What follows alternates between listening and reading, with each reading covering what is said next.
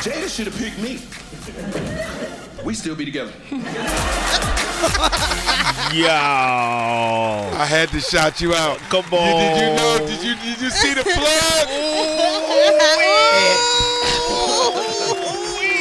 That was the See plug. You know that's forever. Plug. That's forever. That's forever, ever. Ever. I had to shout you out. Come that was on, on purpose. Man. I was going to do your whole rundown, but I ain't even got to do it now. Yo, you know what that feels like sometimes, man? I'll just be vulnerable for a moment, Bill Bellamy. Okay. If you allow me. And I know this ain't how to be a player like, to be too vulnerable. And that's just calculated. Right. There's something you could gain from it. I'm not doing this for gain.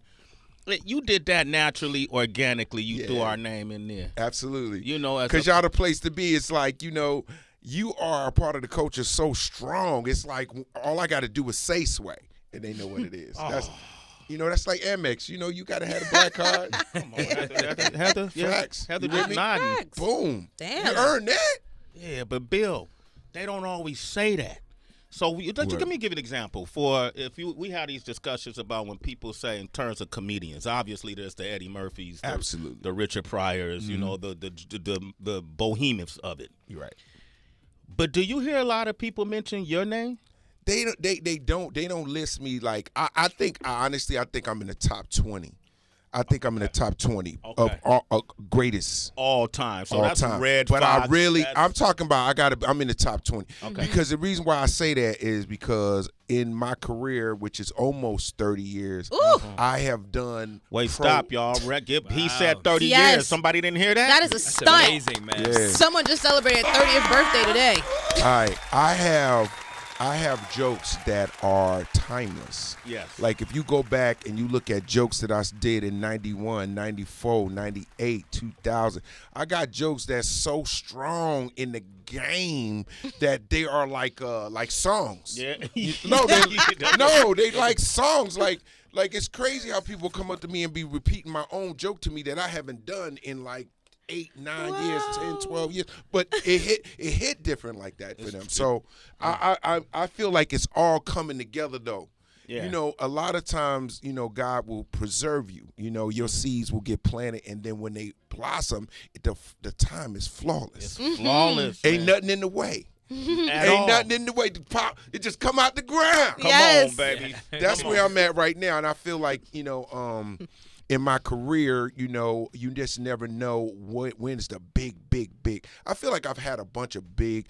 Boom, that was good. Boom, that was good. Love Jones was huge. Oh, How to be a gosh. player was huge. Come on. You know what I'm saying? I'm still teaching cats how to get these girls. Yeah, at this point. But the thing about it is, I'm grown now, and then like I feel like I'm so comfortable in my skin, so I can be as reckless or tell the truth like I've never told before. Like Crazy, Sexy, Dirty to me, my last special was the one that I turned the corner on. I saw that because I used to be kind of safe with it. Like I ain't gonna say that, they gonna get mad. You don't want to hurt no feelings and all Right. that. No beef. Now I'm telling the truth, but I ain't trying to hurt you. I'm just telling the truth because I'm speaking for the culture. Like I like to write jokes that I know that cats in the barbershop go, yo man, real talk, I would have did the same thing. You know what I mean? Yeah. Yeah, I remember during the quarantine, you used to get in your car and tell all of these these stories, right? And it would be about real people.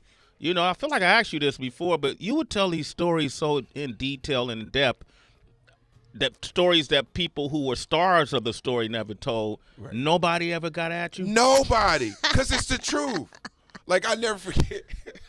I told the story about the night that Diddy took my date. Yeah. It was hilarious because I had forgot about it. And the reason I remembered it so vividly because I was watching something from MTV, and it was the night that Snoop and Tupac came to Bryant Park. Yes. And I was like, yo, I was there that night. And I remember how tense it was in New York. I'm sure you was there that night. I was there that night, and it was crazy tense. It was so tense. Yeah. You was just like, let me be behind something in case they start shooting. Oh my like gosh. it was because it was You like could feel it. was west way over here. It was east way over, and it was like New York, and then it was West Coast. It was tight, and I'm in the middle, And I'm walking with my little model date. I had a little, Right. I had me a little shorty. Dinner player. What was her name? What was her name? I can't tell you. You know, you never. He does have limitations. I have Don't ask limitations. about the names. No, but listen, this is the funniest sorry, thing. Heather. So the chick came, Late snitching. and I just met her, right? So I was like, kind of met her at a party a couple weeks before. She was kind of stunting. I was like, yo, this is shorty. I could show up on the red carpet. That's why you can't always judge a car by the way it look on the lot. Right. You got to dry that. Okay. Test it. You got to test that. You know, you got to make sure the wipers is moving, right? So I get in this party with this chick, and we having a good time, you know what I'm saying? All of a sudden, like, Puff came around the corner with like 12 dudes, you know what I'm saying? He was like, yeah, I remember you. And I was like, I know you know me. Yes. And he was like, nah, I ain't talking to you. I'm talking to her. And I was like, oh, my God. I was like, I looked at her. I was like, what did you do? Well, Puff remembered. And Puff was like, yo, be careful. You know what? Blah, blah, blah. I can't do it the way I did it on a thing. But he was like, yo, she get cats robbed. She robbed. Yeah, she get cats robbed. Like you know, they're stick-up girls. You know, Right. Cardi B mentioned that she used to do that. That used to be her hustle. Yeah. You know, they go to the hotel room Yup. and the dude come in, pop out. Oh my God, what? You know. So supposedly at that time she had got one of Puff's dudes robbed for his money and all this other stuff. Oh wow. And I was with her and I was like, look, I don't really go out with robbers. You told Not her my that? preference. Yeah, I was like, I don't know if I want to stay here because I don't want to get robbed and I got some money on me and I want to keep it. So end up happening, they get into it and I just kind of like segued off from it, went to the bar, had a good time, left her over there. I haven't seen her to this day. And she know who she is. Right. And Puff know who she is. I know Puff know. You got to tell me off mic in case I bump into yeah. her. Right. At least show a photo. I know, a flashback photo. Right. The robber. Okay, so the new special is I Want My Life Back? Yeah. The theme of I Want My Life Back was it's basically coming out of that COVID and sort of all the things that we are not doing anymore and the normalcy that I feel like we all want back again. The fun of going to the club, popping bottles, living your life to the fullest. You know, those 2 years made us realize like, yo, we didn't appreciate it all. You know what I mean? And if we can get a chance now when you say I want my life back, everybody say, hell yeah. Think about what I'm thinking. Just think about like when you couldn't go in just indoor dining. Couldn't get paper towels. Remember that? Kids wasn't going to school.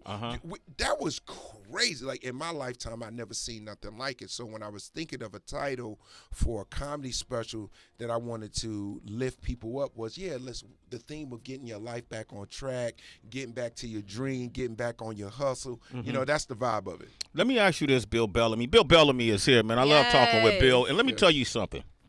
I've witnessed it for my own eyes many times.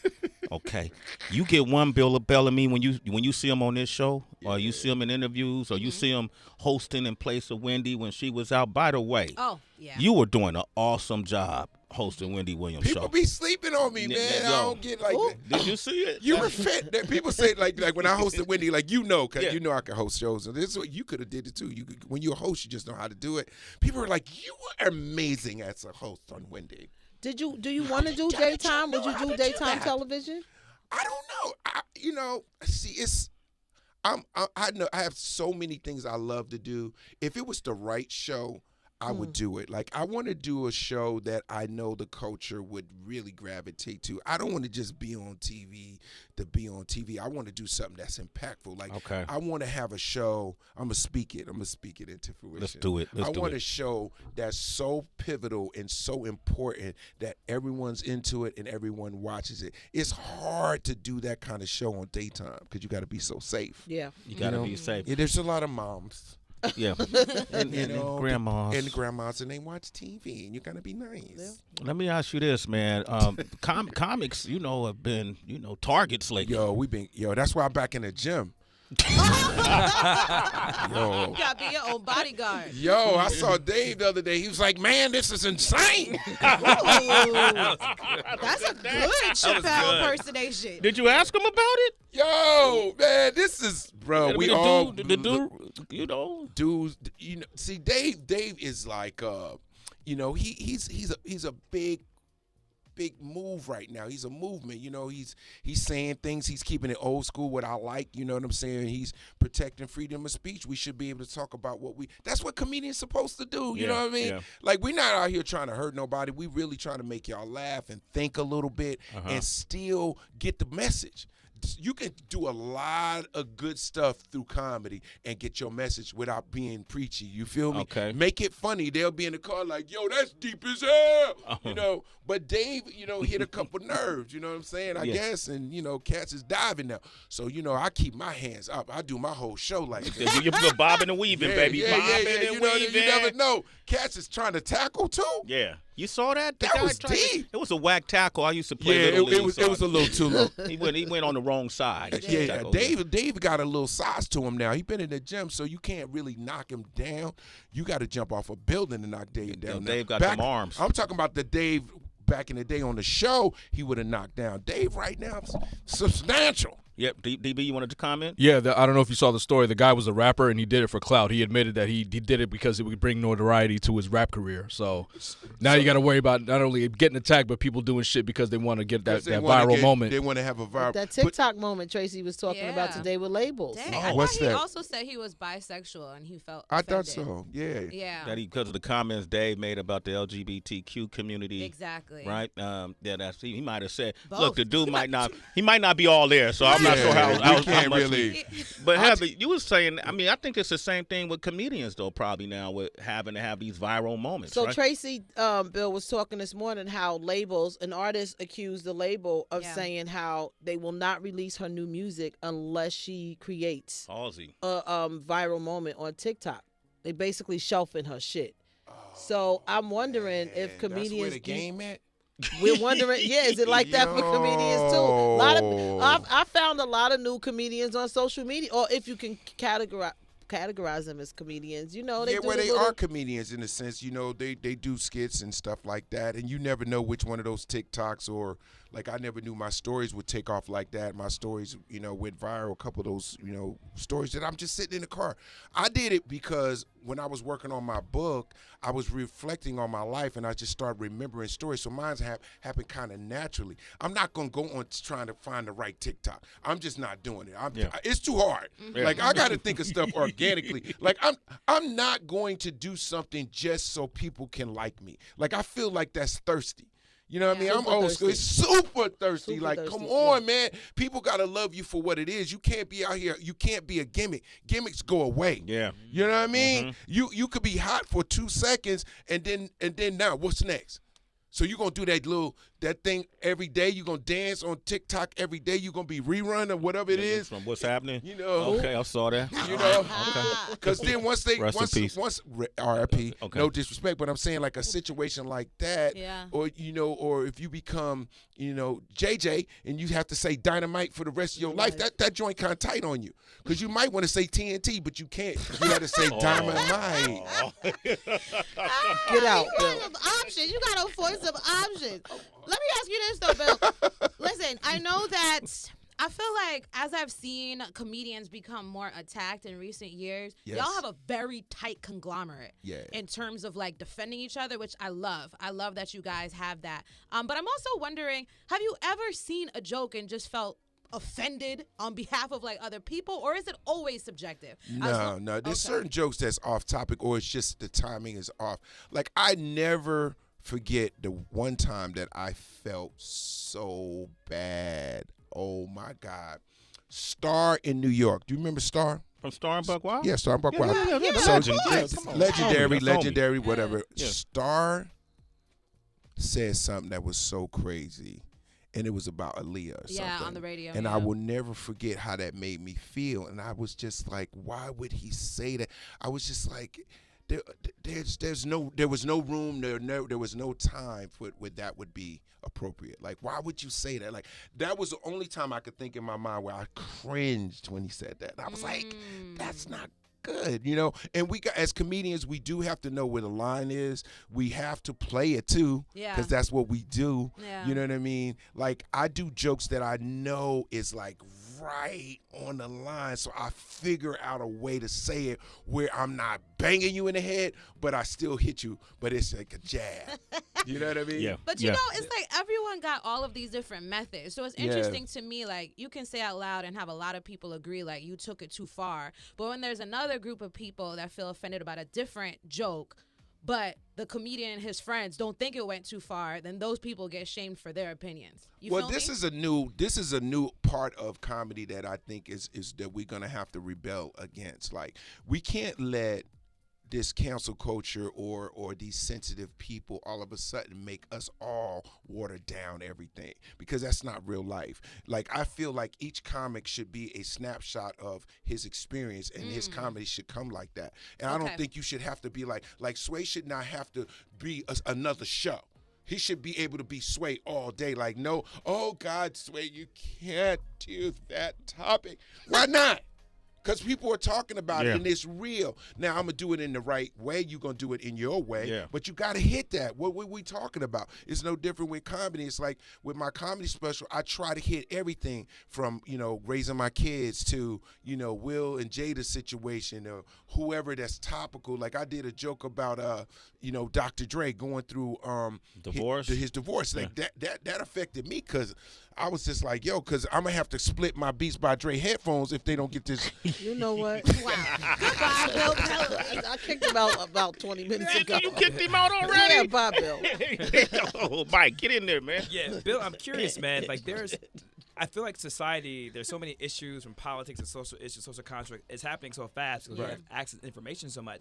I feel like there was a time in comedy where you could have long periods of time to talk about certain topics. Absolutely. But now we're in that 24-hour news cycle where we move on. So how are you approaching comedy now in the sense of the cadence and the interval of your material so it's still fresh, but keeping up with how much access information you got to we read have? a lot. Like, I read all the time. Like, you got to stay up. Like, it's work. Like, people just think, you can just think of funny stuff. You got to think of it. You got to experience it, and you got to receive the information. So, like, I read all the time. I got, like, every news article, this, that, and the other. I'm trying to figure out stuff and angles. Like, I did something the other day that was hilarious. And I was doing it because I was thinking out loud, because girls are getting these, what they call them, BBLs. Yeah. Brilliant butt lifts. Yeah, but I'm saying I said brilliant. I said brilliant butt lift. Brilliant butt lift. Yeah, they look How brilliant. about you? They look brilliant from an airplane, but I'm saying like I'm saying to these ladies, if you gonna get your booty done, do your legs. Like, why are you just doing your booty and your legs look like drumstick? Like, your legs don't match your booty. Most girls who got a real booty, quads go with the booty because you built the house up. But you got a girl, they look like foghorn leghorn. They like, I'll say I'm a rooster boy. They call them ants. Yeah, they look like ants. Bro, you know what I'm talking about? I see them in the airport, they always on Spirit, right? And I'm like, they all on Spirit when you walk, and they got their hair, they got their little pink thing on their head with the plastic, and they just look like, and they got the little bag, and one wheel is broke, and they all. Yo, we got Bill Bellamy here. I Want My Life Back is the special coming out on June 14th. B is in Atlanta. B, go ahead. What up, B? What up, B? Hey, B. Yo. B, you there? Hey, what's up? What's up, man? What you want to say? Yeah. Go for it. Man, hey, hey, Bill. What's up, big bro? What's happening, B? Man, man. The booty call, brother. Why did they call? It seemed like, man, you got cut out. The booty call? No, I created the booty call. Are you talking about the movie? I know you cut it, man. No, it just feels like you been gone, bro. Man, we miss you. No, I appreciate that, but I ain't really go nowhere. I feel like you been gone, B. I feel like I feel like you've been on the planet with no Wi-Fi. He started quarantine. Bro, we miss you. I got a lot going on. I'll be honest with you. I appreciate the love. It takes 25 years of hard work for people to be like, okay, all right. And I feel like, this is it right here. This is those moments where I see like all the flowers are coming in. I got my book dropping in the fall. My memoir. I have my Back new to the Strip. Back to the Strip movie with Kevin Hart, Wesley Snipes, Tiffany Haddish, JB Smoove, Gary Owen, Faison Love. Hey. I mean, it's like it's a wave right now. I'm riding a wave. My podcast is launching, top billing. I mean, it's like. God is good, bro. I'm giving all praise to God. Come on, man. And it ain't never too late, man. You gotta stay faithful in the game. That's what it go, is. man. Bill Bellamy is with us. Frankie. What up, Frankie? Frankie and PA. Hey, what's going on? What up, man? Frankie, what's good, baby? What up, Frankie? Nothing. Oh man, my kids are gonna be mad. I listen to you every morning driving them to school. I wait till I tell them I got through. Oh man, that's what's up, man. You want to talk with Bill? Yeah, Bill. Man, I remember watching How to Be a Player when I was born in '86, so I was probably 10. Shouldn't have been watching it. Okay. No, you should have been watching it. You had to get that pregame. You got to get that pregame. You be in the playground talking to little shorties by the sandbox. I got you. It set me up for middle school and high school and everything, though, so I know how to do it right. Absolutely. Where are we going with this, Frankie? Go ahead, man. Frankie. No, my question is, but how are you navigating from doing comedy the way it was back then to the way it is now? Like you said, like the cancel culture and everything is making it real crazy. Yeah. Comedy, you got to be clever with it, though. You know what I'm saying? It's like I'm old school in the thought process is being honest to who you are, right? And I think it's like a record, it's like when a verse, like you hear a verse on a track, and it's just the right verse, you go, ooh, that's how comedy got to feel again. Like you got to hear somebody say something, you be like, yo, I wish I could have said that, yo, he right about that. You need that kind of energy in the game right now, because everybody walking around tiptoeing. Yeah. You know what I'm saying? Everybody like, oh my God, like, yo, we got to stay true to who we are, and that's what I'm trying to do with my comedy is just be authentically Bill Bellamy. Like, why am I gonna switch lanes and be all over here and try to appease? Just go with what you know. You think it could be another show like Def Comedy Jam? Yes, it could come.